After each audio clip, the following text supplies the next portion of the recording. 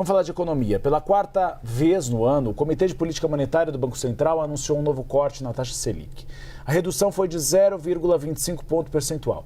Selic em 14% ao ano. Pedro Zanata, ainda muito alta se a gente comparar com outras nações do mundo. Zanata, tem algum horizonte de reduções maiores na Selic ou a tendência é que a gente termine este ano ainda em 2 dígitos? Boa tarde, Tainá. Boa tarde, Uribe. Olha, a tendência para esse ano é terminar em 2 dígitos ainda, viu, Uribe? A taxa Selic ainda está nesse patamar muito elevado de 14% ao ano. A gente tem a segunda maior taxa de juros reais do mundo, atrás apenas da Rússia. E comparando com o que a gente viu lá na pandemia, quando o juro caiu significativamente, ainda está um patamar muito elevado. Então, houve ontem essa redução de 0,25 ponto percentual para 14% a Selic. Isso já era amplamente esperada. O que eu queria trazer aqui também é a repercussão de como o mercado recebeu o comunicado do Copom, que era o principal foco dos investidores.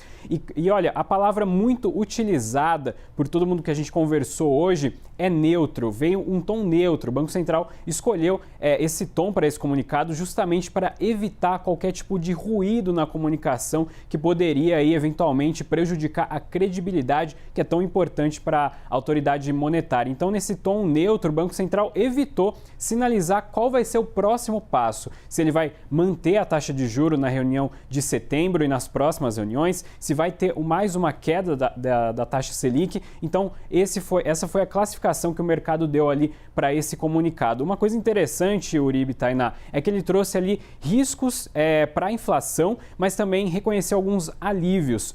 Dentro desses riscos, ele voltou a citar uma pauta que o mercado está batendo bastante, que é a questão fiscal. Então, o Brasil tem um desafio aí com a dívida pública brasileira, é um desafio, e o Banco Central voltou a colocar a pauta fiscal dentro desses riscos aí para pressão inflacionária.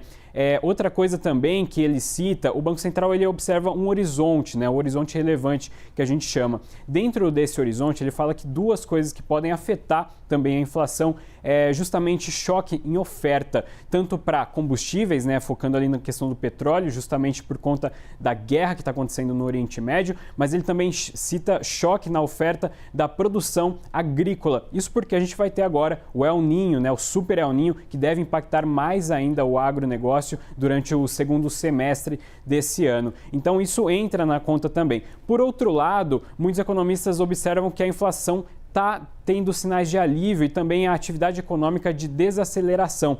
Isso, então, reforça ali uma leitura de muitos economistas de que deve haver um novo corte da taxa Selic em setembro. Mas por parte do Banco Central, do comunicado, ele deixou portas abertas. Ô Zanata, fica um pouquinho mais com a gente. Essa decisão, as mensagens do Copom já estão fazendo preço no mercado, não é isso? Como é que está o Ibovespa agora?